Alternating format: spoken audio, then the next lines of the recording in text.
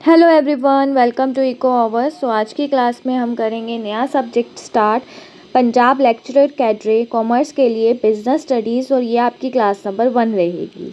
ठीक है, आपके जो सिलेबस हमें मिला है 2026 का, उसके अकॉर्डिंग पहला टॉपिक बनता है nature and purpose of business. Class को एंड तक ज़रूर देखना, क्योंकि थ्योरी ख़त्म होते ही मैं इस क्लास के एमसीक्यू भी इसी क्लास में कंडक्ट करूँगी। सो स्टार्ट करते हैं। सबसे पहले nature and purpose of business. उसके लिए आपको पहले समझना होगा कि बिज़नेस होता क्या है। तो business is an economic activity involving regular production, purchase and sale of goods and services with the main objective of earning profit by satisfying human needs. Business एक इकोनॉमिक एक्टिविटी है, आपको ये ध्यान में रखना है। इसमें रेगुलर प्रोडक्शन इन्वॉल्व होगी, purchase and sale of goods and services involve होगा। एक मेन ऑब्जेक्टिव होगा, वो क्या होगा? प्रॉफिट को अर्न करना। कैसे अर्न करना? जो प्रोड्यूसर है वो ह्यूमन नीड्स को सेटिस्फाई करके अपना प्रॉफिट है वो अर्न करेगा, उसे हम क्या बोलेंगे? बिजनेस। तो आपको की पॉइंट क्या ध्यान में रखने? पहला तो ये एक इकोनॉमिक एक्टिविटी है। दूसरा, इसमें एक्सचेंज होगा गुड्स एंड सर्विसेज का। तीसरा, इसका एक मोटिव होगा प्रॉफिट अर्न करना। ठीक है, तो हिंदी में भी यही चीज़ ऐड की गई है। बिज़नेस एक ऐसी इकोनॉमिक एक्टिविटी है जिसमें गुड्स या सर्विसेज रेगुलरली बनाए या बेचे जाते हैं ताकि प्रॉफिट कमाया जा सके और लोगों की नीड्स पूरी हो सके। सिंपल एग्जांपल समझो, अगर आप अपना पुराना एक मोबाइल किसी दोस्त को बेच देते हो तो वो बिज़नेस नहीं है। ठीक है, बिज़नेस में रेगुलर सेल एंड परचेज होना चाहिए। ये नहीं आपने कभी एक दिन उठ के अपना फ़ोन है जो अपने दोस्त को सेल कर दिया तो आप कहोगे कि अब मैंने प्रॉफिट कमाया, इतने का लिया था, इतने का दे दिया तो मैंने बिज़नेस किया। नहीं, ये बिज़नेस नहीं होता। बिज़नेस में रेगुलरली सेल एंड परचेज होनी चाहिए। लेकिन अगर आपकी मोबाइल की शॉप है जहां आप रोज़ मोबाइल खरीदते और बेचते हो प्रॉफिट के लिए, तो ये बिज़नेस है। ठीक है, अब सबसे इम्पॉर्टेंट चीज़ पहले टॉपिक में जो नेचर एंड पर्पस है उसमें आता है की फीचर्स ऑफ बिज़नेस। ठीक है, एग्ज़ाम पॉइंट्स के लिए ये सबसे इम्पॉर्टेंट है, इसी में से एमसीक्यूज़ बनते हैं। आपको हेड याद रखने हैं। पहला तो ये बिज़नेस एक इकोनॉमिक एक्टिविटी है। अभी हमने समझा कि बिज़नेस एक इकोनॉमिक एक्टिविटी है, पैसा कमाने के लिए जो एक्टिविटी की जा रही है वो बिज़नेस है। Undertaken with the object of earning money या फिर livelihood, not out of love और अफेक्शन। ये सिर्फ और सिर्फ पैसा कमाने के लिए की गई एक्टिविटी है बिज़नेस, जिसे हम इकोनॉमिक एक्टिविटी बोलते हैं। ठीक है, नेक्स्ट आता है प्रोडक्शन और procurement of goods and services. इसका मतलब क्या है? Every business must either produce or acquire goods और services before offering them to consumer. Consumer को कोई भी गुड्स एंड सर्विसेज ऑफर करने से पहले बिजनेस एक ऐसी चीज़ है जहाँ पे आप ये चीज़ या तो प्रोड्यूस करोगे या एक्वायर करोगे बाहर से, फिर आप उसको फिनिश गुड्स बना के अपने कंज्यूमर तक पहुँचाओगे। गुड्स को या तो खुद मैन्युफैक्चर करना मतलब प्रोड्यूस करना, या फिर मार्केट से प्रोक्यूर करके एक्वायर करके आप उसे कंज्यूमर तक ऑफर करोगे। नेक्स्ट की पॉइंट है आपका सेल और एक्सचेंज फॉर वैल्यू। जो बिजनेस है उसमें जो गुड्स एंड सर्विसेज एक्सचेंज की जाती हैं वो किसी वैल्यू के ऊपर ही की जाती हैं, मतलब पैसे के लिए ही की जाएगी, उसकी कोई मॉनेटरी वैल्यू ज़रूर होगी। देयर मस्ट बी ट्रांसफ़र और exchange of goods and services for value. Value मतलब मनी, मॉनेटरी वैल्यू के लिए ही ट्रांसफ़र और एक्सचेंज किया जाएगा गुड्स एंड सर्विसेज को। मान लेते हैं आपकी कपड़ों की शॉप है, आप उसमें से अपने लिए कपड़े अपने घर के लिए लेके जा रहे हो तो वो आपका पर्सनल कंजम्पशन होगा, वो बिज़नेस एक्टिविटी नहीं होगी। Personal consumption does not count as a business. ठीक है, गुड्स एंड सर्विसेज का ट्रांसफ़र पैसों के बदले ही में ही होना चाहिए। खुद के यूज़ के लिए सब्ज़ी उगाना बिजनेस नहीं होगा। जैसे मैंने कोई एग्जांपल दिया, शॉप में से आप अपने कपड़े लेके आ रहे हो अपने खुद के यूज़ के लिए, घर के लिए, तो वो आपकी बिजनेस एक्टिविटी नहीं होगी। नेक्स्ट आपके पास आता है dealing in goods and services on regular basis. वही एग्जांपल ले लेते हैं कि आपने अपना पुराना फ़ोन अपने दोस्त को बेचा, उससे आपको कुछ थोड़ा बहुत प्रॉफिट अर्न हुआ। ठीक है, या नहीं भी हुआ, पर आप उसको बिज़नेस नहीं बोलोगे। बिज़नेस तभी बोला जाएगा जब आप रेगुलरली डील करोगे गुड्स एंड सर्विसेज का एक्सचेंज। ठीक है, a single transaction does not constitute business. कोई भी एक सिंगल ट्रांजैक्शन आपने एक बार में कर दी, एक बार की, उसके बाद आपने नहीं की, फिर सालों बाद एक की, तो आप ये नहीं बोलोगे कि मैं कोई बिजनेस रन करता हूँ, ठीक है। रेगुलरिटी एंड कंटिन्यूटी आनी चाहिए डीलिंग्स में, ये इसेंशियल है बिजनेस के की फीचर्स में, ठीक है। एक सिंगल ट्रांजैक्शन बिजनेस नहीं होता, ट्रांजैक्शंस का बार बार और लगातार होना ज़रूरी है। Next, very very very important, business किसी प्रॉफिट मोटिव के लिए ही किया जाना चाहिए। द प्राइमरी मोटिव, सबसे पहला मोटिव बिजनेस का क्या है कि प्रॉफिट अर्न करना है। अगर हमारा मोटिव ही नहीं होगा बिजनेस में प्रॉफिट अर्न करना, तो कोई भी बिजनेस लंबे समय तक सरवाइव नहीं कर पाएगा मार्केट में without profit. No business can survive long without it. Business का मेन मोटिव प्रॉफिट कमाना होता है, बिना प्रॉफिट के कोई भी बिजनेस लंबे समय तक नहीं चल सकता। नेक्स्ट आता है uncertainty of return and element of risk. Business में सबसे इम्पॉर्टेंट चीज़ क्या है, एक तो ये इकोनॉमिक एक्टिविटी होनी चाहिए, दूसरा यहाँ पे ट्रांजैक्शन होना चाहिए, एक्सचेंज होना चाहिए गुड्स एंड सर्विसेज का फॉर वैल्यू, तीसरा कोई पॉजिटिव प्रॉफिट मोटिव होना चाहिए, चौथा इसमें अनसर्टेनिटी होती है और रिस्क वाला एलिमेंट भी प्रेजेंट होता है। देखो, कहते रिटर्न्स आर नेवर ग्रांटेड। हमें पता है कि अगर हमने आज बिज़नेस खोला तो हम रिस्क के ऊपर ही खोलते हैं कि हमें पता नहीं कि बिज़नेस कितना लंबा चलेगा, ये रिस्क है। हमें पता नहीं हमें कितने प्रॉफिट्स अर्न होंगे, ये भी रिस्क है। बट हमने कुछ नया स्टार्ट करने के लिए बिज़नेस ओपन किया, तो बिज़नेस में अनसर्टेनिटी ऑफ रिटर्न मतलब रिटर्न गारंटी नहीं है कि आपको प्रॉफिट हो ही हो, और रिस्क हमेशा ये बना ही रहेगा। There is always a possibility of loss due to market changes, competition and disasters, ठीक है। बिज़नेस में प्रॉफिट फिक्स नहीं होता, अनसर्टेनिटी रहती है। अगर आप ये सोच के कर रहे हो कि मैं आज बिज़नेस खोल लेता हूँ, मैं कोई शॉप खोल लेता हूँ, तो इसका मतलब ये नहीं कि आपको प्रॉफिट होगा ही होगा। बिज़नेस एक ऐसी इकोनॉमिक एक्टिविटी है जिसके पास अनसर्टेनिटी ऑफ रिटर्न है और एलिमेंट ऑफ रिस्क है, हमेशा नुकसान होने का खतरा बना रहता है, ठीक है। नेक्स्ट टॉपिक आपके सिलेबस में आता है बिजनेस, प्रोफेशन एंड एम्प्लॉयमेंट में इन तीनों में फ़र्क क्या है, ठीक है।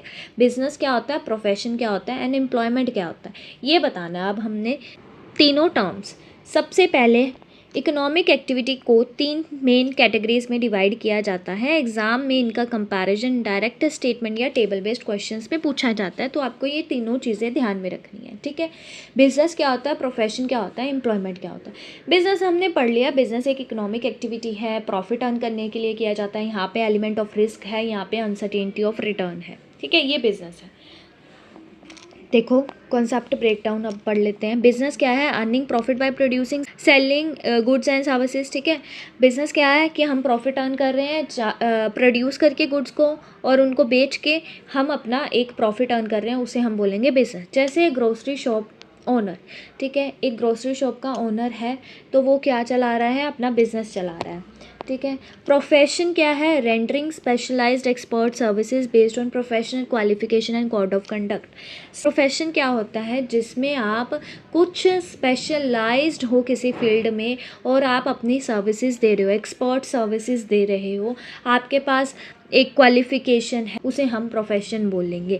जैसे अगर मैं बोलूँ मैं आपको टीच कर रही हूँ, तो मेरे पास प्रॉपर क्वालिफिकेशन है, ठीक है, मेरे पास प्रॉपर स्किल स्पेशलाइज सर्विस है जो मैं आपको प्रोवाइड कर पा रही हूँ, तो मैं क्या हूँ, मेरा जो चीज़ है, मेरा जो काम है वो क्या है, मेरा एक प्रोफेशन है। टीचिंग एक प्रोफेशन है। जैसे एग्जांपल में मैंने लिखा चार्टर्ड अकाउंटेंट और डॉक्टर, इनके पास एक स्पेशलाइज्ड डिग्री है, इनके पास एक्सपर्टाइज है अपनी सर्विसेज की, तो ये अपनी सर्विसेज रेंडर करते हैं, ठीक है। एम्प्लॉयमेंट का मतलब क्या, आप किसी के अंडर काम कर रहे हो, working under an employer based on contract और एग्रीमेंट और फिक्स्ड वेजेस और सैलरी। एग्जाम्पल देखो, जैसे बैंक मैनेजर और teacher working in a school. जब एक टीचर स्कूल में पढ़ा रही है तो उसको एक फिक्स्ड वेजेस और सैलरी दी जा रही है, ठीक है, वो क्या होगा, उनके लिए एम्प्लॉयमेंट होगा। एक बैंक मैनेजर बैंक के अंदर काम कर रहा है, वो क्या होगा, एक एम्प्लॉयमेंट होगा, ठीक है। अब तीनों का मतलब समझो। Basic of distinction, business, profession and employment. पहले मोड ऑफ इस्टेब्लिशमेंट, इसे हम कैसे स्टार्ट कर सकते हैं। Entrepreneurs decisions and completion of necessary legal formalities. Business को स्टार्ट करने के लिए एक तो आपको डिसीजन लेना पड़ेगा कि हाँ अब मैंने ये चीज़ स्टार्ट करनी है, उसके बाद आपको लीगल फॉर्मेलिटीज़ को पूरा करना होगा, तब जाके आप अपना एक बिज़नेस सेटअप कर सकते हो, ठीक है। ओनर्स का खुद का डिसीजन और और ज़रूरी लीगल फॉर्मेलिटीज़ पूरी करके। नेक्स्ट, प्रोफेशन का मोड ऑफ इस्टेब्लिशमेंट कैसे हो सकता है। Membership of professional body and certificate of practice. आपके पास प्रॉपर सर्टिफिकेट होना चाहिए कि आप इस चीज़ के लिए एक्सपर्टाइज हो, आपने ये चीज़ सीखी है। प्रोफेशनल बॉडी की मेंबरशिप और प्रैक्टिस का सर्टिफिकेट मिलना चाहिए, ठीक है। एम्प्लॉयर्स से अपॉइंटमेंट लेटर और सर्विस कॉन्ट्रैक्ट मिलना चाहिए, तो वो एम्प्लॉयमेंट होगा। अगर टीचर जाके स्कूल में काम कर रही है तो उसको जॉइनिंग लेटर और उसका कॉन्ट्रैक्ट मिलना चाहिए, तो ये मोड ऑफ इस्टेब्लिशमेंट है।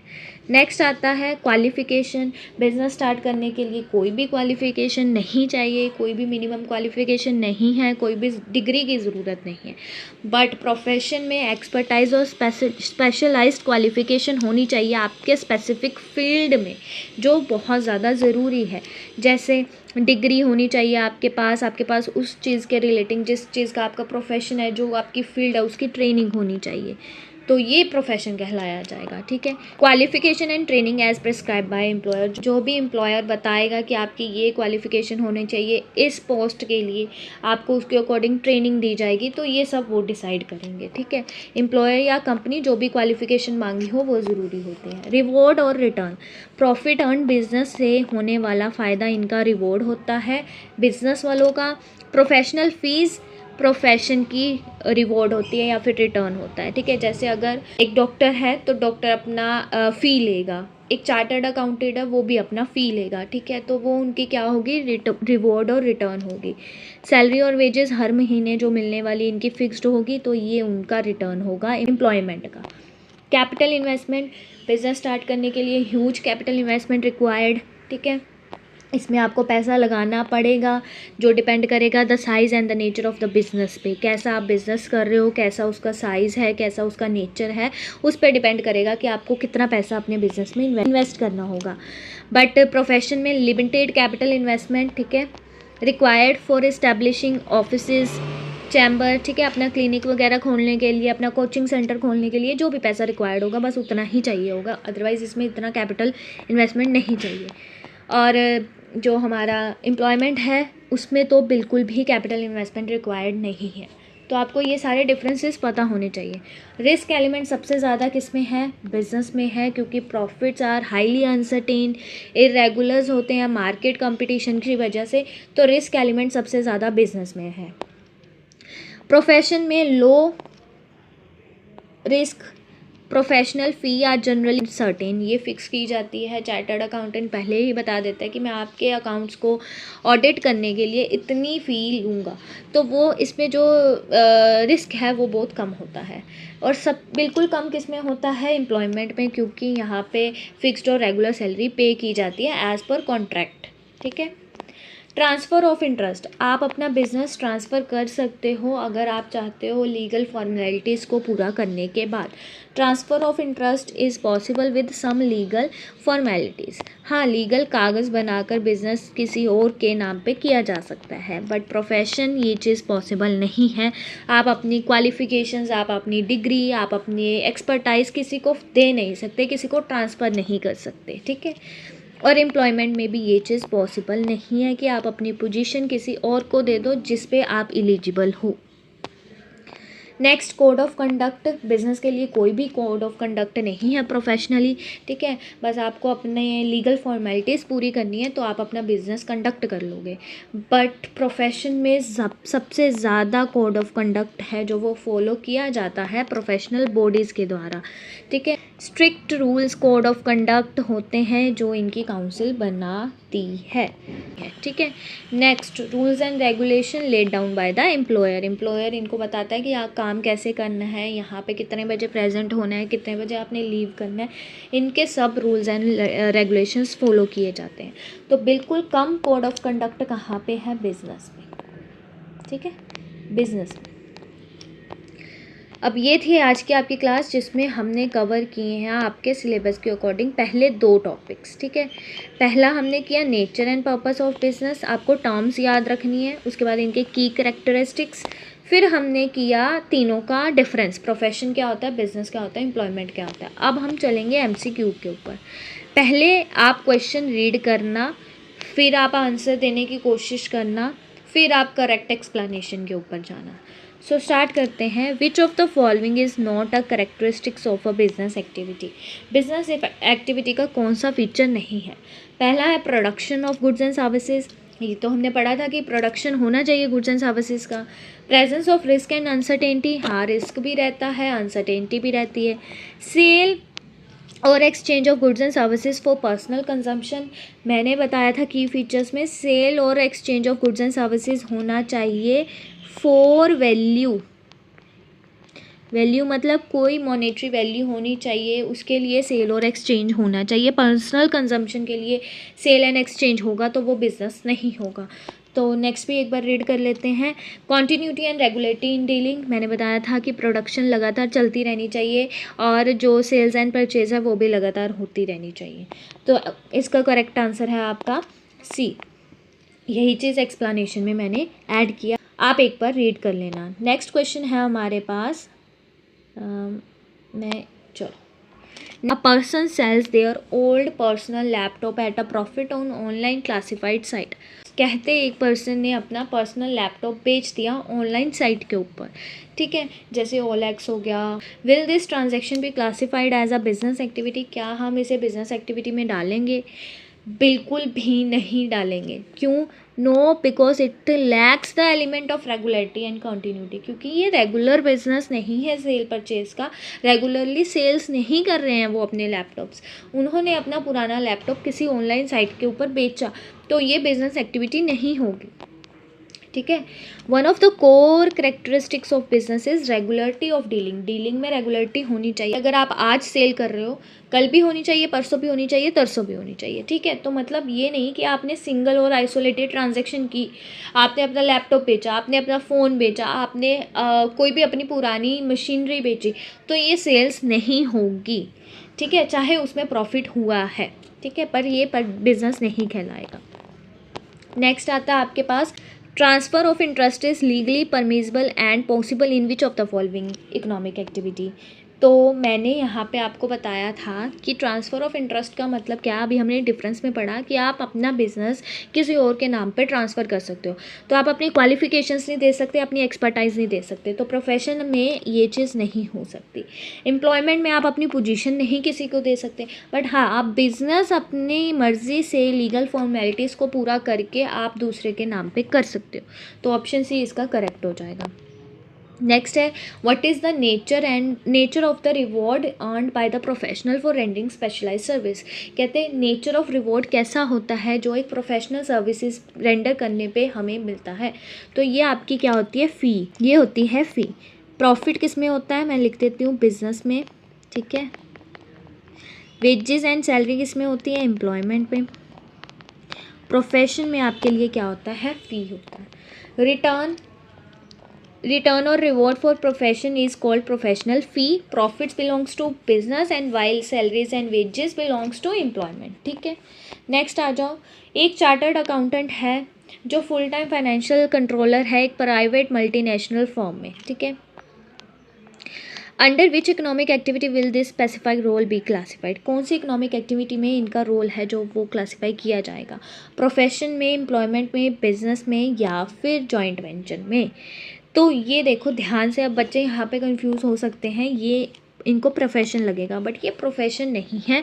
उन्होंने स्पेसिफाई कर दिया है कि वो एक प्राइवेट मल्टीनेशनल फर्म के अंदर चार्टर्ड अकाउंटेंट वर्क कर रहे हैं, एज अ वर्क वो उस पोस्ट पे काम कर रहे हैं उस मल्टीनेशनल फर्म में, वो एक रोल में काम कर रहे हैं। तो ये प्रोफेशन नहीं होगा, ये एम्प्लॉयमेंट होगी, वो किसी के अंडर काम कर रहे हैं, ठीक है। Even though the person holds a professional degree CA, they are working under a contract, पर फिर भी वो अपने कॉन्ट्रैक्ट के अंदर काम कर रहे हैं, अपनी सर्विसेज दे रहे हैं एक मल्टीनेशनल कंपनी को या फर्म को, इसलिए ये स्पेसिफिक रोल किस में आएगा, एम्प्लॉयमेंट में आएगा। तो ऐसे क्वेश्चन कंफ्यूजिंग बनेंगे आपके एग्ज़ाम में। नेक्स्ट है आपके पास the presence of strict code of conduct prescribed by statutory professional body is a mandatory feature of. कहते हैं किस में कोड ऑफ कंडक्ट है जो स्पेशल फॉलो किया जाता है और एक प्रोफेशनल बॉडी बताती है, तो वो कौन सा कोड ऑफ कंडक्ट है? बिजनेस, एम्प्लॉयमेंट, प्रोफेशन या फिर ऑल इकोनॉमिक एक्टिविटी। तो इसका आंसर आपका बनता है प्रोफेशन। प्रोफेशन में एक प्रोफेशनल बॉडी उनको कोड ऑफ कंडक्ट फॉलो करने के लिए प्रिस्क्राइब्ड करेगी। ठीक है, professions are governed by professional bodies like ICAI for CAs and bar council for lawyers. Okay, next आता है ये लोग स्ट्रिक्ट कोड ऑफ कंडक्ट और एथिक्स बताते हैं प्रोफेशंस के लिए। Business and employment do not have such uniform regulatory codes of conduct. Business and employment के पास ऐसा कोई fixed regulatory code of conduct नहीं है। Which economic activity requires the highest amount of capital investment. तो सबसे ज़्यादा कैपिटल इन्वेस्टमेंट किस में लगती है? सबसे ज़्यादा कैपिटल इन्वेस्टमेंट लगती है बिजनेस पे, तो ऑप्शन डी इसका करेक्ट हो जाएगा। Risk factor in employment is generally consider to be. Risk factor employment में कैसा होता है? होता ही नहीं है रिस्क फैक्टर किस में? एम्प्लॉयमेंट में। तो ये नेग्लिजिबल होता है, नील होता है, ज़ीरो होता है। सबसे ज़्यादा किस में होता है आप लोग बता दो कमेंट सेक्शन में, और सबसे कम तो पता चल गया हमें किस में होता है। तो लो किस में होता है? अनप्रिडिक्टेबल, और कभी हो सकता है कभी नहीं भी हो सकता, ये वाली चीज़ किस में होती है? ये भी आप लोग मुझे कमेंट सेक्शन में ज़रूर बताना। नेक्स्ट क्वेश्चन है हमारा क्वेश्चन नंबर 9, जिसमें पूछ रहे हैं विच of the following is consider N economic activity. कौन सी चीज़, कौन से ऑप्शन में हमें इकोनॉमिक एक्टिविटी दिखाई दे रही है? Teacher teaching his own son at home. एक टीचर है वो अपने ही बच्चे को पढ़ा रही है, तो क्या वो सर्विसेज रेंडर कर रही है फ़ी के बदले? नहीं, तो ये इकोनॉमिक एक्टिविटी नहीं होगा। Doctor treating poor patient free of charge in a camp. Camp के अंदर फ्री ऑफ चार्ज हम एक पुअर पेशेंट को, एक डॉक्टर है जो ट्रीट कर रहा है, तो क्या ये इकोनॉमिक एक्टिविटी होगा? नहीं होगा। Next, a chef preparing food in a commercial restaurant for customers. ठीक है, कमर्शियल रेस्टोरेंट है जहाँ पे लोग खाना खाने आते हैं, वहाँ पे एक शेफ़ है खाना बना रहा है कस्टमर्स के लिए, क्या ये इकोनॉमिक एक्टिविटी होगा? Yes, option C economic activity होगा। पहले एक बार डी ऑप्शन भी पढ़ लेते हैं। Providing relief material to flood victims out of sympathy. Sympathy के कारण हम फ्लड विक्टिम्स को खाना प्रोवाइड कर रहे हैं, रिलीफ किट्स प्रोवाइड कर रहे हैं, क्या ये इकोनॉमिक एक्टिविटी है? नहीं, तो ऑप्शन सी इसका करेक्ट होगा। जो मनी अर्न करने के लिए एक चीज़ की जा रही है, आप अपने लाइवलीहुड के लिए कर रहे हो, पैसा कमाने के लिए कर रहे हो, प्रॉफिट मोटिव के लिए कर रहे हो, वही इकोनॉमिक एक्टिविटी है। नेक्स्ट क्वेश्चन है हमारा the return is uncertain and irregular. Return uncertain है और इरेगुलर है, कभी आता है कभी नहीं आता। There is always possibility of loss, और हमेशा कोई ना कोई लॉस की पॉसिबिलिटी बनी रहती है। ये स्टेटमेंट किस नेचर को परफेक्टली डिस्क्राइब करती है? Salary in employment, fee in profession, profit in business and honorarium in social work. तो इसका ऑप्शन करेक्ट होगा प्रॉफिट इन बिजनेस, क्योंकि प्रॉफिट लगातार हो ये फिक्स नहीं है, लॉस का रिस्क बना रहता है। तो ये स्टेटमेंट किसको दिखा रही है? ये स्टेटमेंट दिखा रही है प्रॉफिट इन बिजनेस को, तो ऑप्शन सी इसका करेक्ट हो जाएगा। तो ये थी आज की आपकी क्लास। आई होप आपको क्लास अच्छी लगी हो, आपको दोनों टॉपिक अच्छे से समझ आ गए हों कि उनके की फीचर्स क्या हैं, इन तीनों टर्म्स में डिफरेंस क्या है, किस में कौन सी चीज़ हाई है, किस में कौन सी चीज़ कम है, और MCQ भी आपके सॉल्व हो गए होंगे अच्छे से। सो अगर आपको क्लास अच्छी लगी हो तो चैनल को सब्सक्राइब करना, वीडियो को ज़्यादा से ज़्यादा शेयर एंड लाइक ज़रूर करना, और सबसे इम्पोर्टेंट बात, अपना फीडबैक मुझे कमेंट सेक्शन में ज़रूर प्रोवाइड करना। टेलीग्राम चैनल ज्वाइन कर लो फॉर रेगुलर अपडेट्स। मिलते हैं नेक्स्ट क्लास में, नेक्स्ट वीडियो में। Thank you so much.